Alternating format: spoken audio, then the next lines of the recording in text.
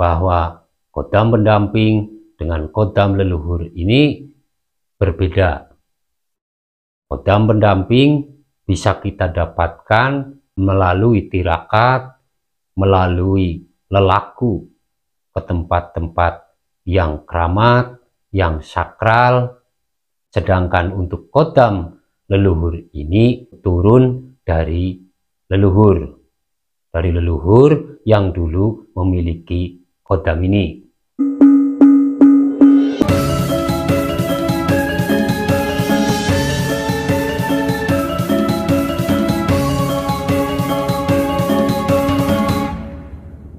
Kodam leluhur dan kodam pendamping sama-sama dari golongan jenis jin.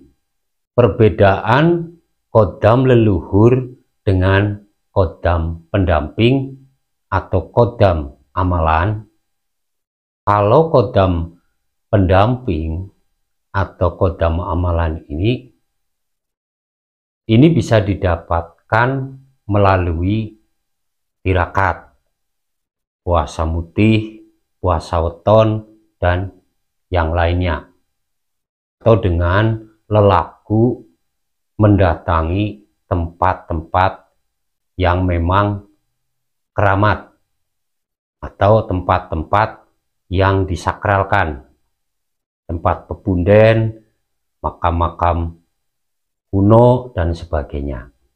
Bisa juga kodam pendamping ini didapatkan melalui wiridan, melalui amalan-amalan tertentu.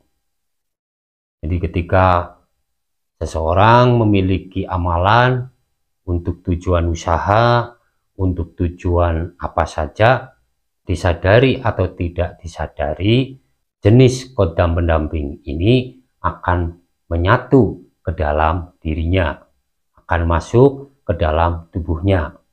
Ini disadari atau tidak. Jadi bagi siapa saja yang memiliki amalan tertentu yang biasa dibaca, kodam pendamping ini akan mendekat, akan masuk ke dalam tubuh orang yang membaca amalan ini. Ini yang kadang tidak disadari dan bahkan banyak yang nggak tahu. Apapun jenis amalannya tetap terkait dengan kodam. Makanya sebagian ada yang melarang ini. Sifat atau karakter dari kodam pendamping tidak semuanya baik. Ada juga dari mereka yang memiliki sifat atau karakter yang buruk, yang suka mengganggu, dan juga ketika dia masuk ke dalam tubuh seseorang, dia akan mempengaruhi hal-hal yang buruk, sehingga terkadang orang ini akan melakukan keburukan-keburukan. Berbeda dengan kodam leluhur. Pada dasarnya kodam leluhur ini bersifat baik. Dia ingin membantu orang yang ia pilih.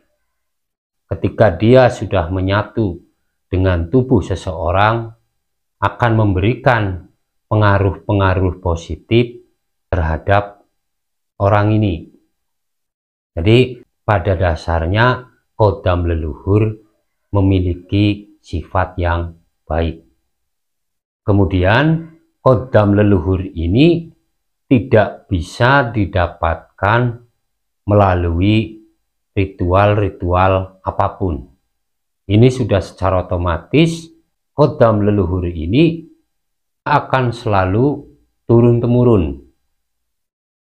Jadi ketika simbahnya, buyutnya, atau kakeknya memiliki kodam ini, kemudian dia sudah meninggal dunia, maka kodam leluhur ini akan mencari keturunannya yang memang memenuhi syarat. Tentunya yang ia pilih adalah dari salah satu keturunan orang yang dahulu ketika hidupnya ini memiliki kodam leluhur ini. Jadi ini akan turun-temurun, tapi tidak kepada semua keturunannya, hanya salah satu atau beberapa saja yang memang memiliki syarat yang energinya sama dengan simbahnya, dengan leluhurnya, dengan nenek moyangnya yang dahulu memiliki kodam leluhur ini. Kodam leluhur memiliki keistimewaan. Dia suka menolong terhadap manusia. Makanya sering terjadi ketika orang di dalam tubuhnya bersemayam kodam leluhur yang ada di dalam tubuhnya, dia kemudian memiliki kelebihan, kemampuan untuk menolong orang lain. Contohnya untuk menyembuhkan penyakit-penyakit. Ini terjadi karena kodam leluhur ini memang tujuannya masuk ke dalam tubuh seseorang untuk bisa menolong, untuk bisa berbuat baik, menolong orang. Ini salah satu kelebihan dari kodam leluhur. Jadi ini perbedaan antara kodam leluhur dengan kodam pendamping atau kodam amalan. Sama-sama dari golongan jenis jin, akan tetapi kodam leluhur dia berkarakter baik. Pada dasarnya berkarakter baik. Untuk kodam pendamping atau kodam amalan, tidak sedikit yang berkarakter baik, juga tidak sedikit yang memiliki karakter buruk atau jahat.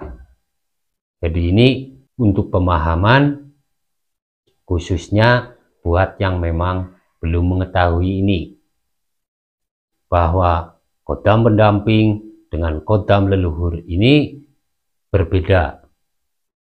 Kodam pendamping bisa kita dapatkan melalui tirakat, melalui lelaku ke tempat-tempat yang keramat, yang sakral. Sedangkan untuk kodam leluhur ini turun dari leluhur. Dari leluhur yang dulu memiliki kodam ini. Kalau misalnya seseorang menginginkan kodam pendamping atau kodam amalan ini dengan tujuan yang baik, tidak untuk diagung-agungkan, tidak untuk menduakan Gusti Allah, silahkan. Ini semua adalah menurut keyakinan masing-masing. Jadi yang penting kita jalani apapun dengan niat yang baik, tanpa meninggalkan Gusti Allah, tanpa menyekutukan Gusti Allah. Benar dan salahnya kita manusia sama-sama tidak memiliki kuasa. Apapun yang kita miliki, apapun yang kita punya, dan apapun yang menjadi kebiasaan kita, semuanya bertujuan untuk kebaikan, untuk memberikan kebaikan terhadap sesama.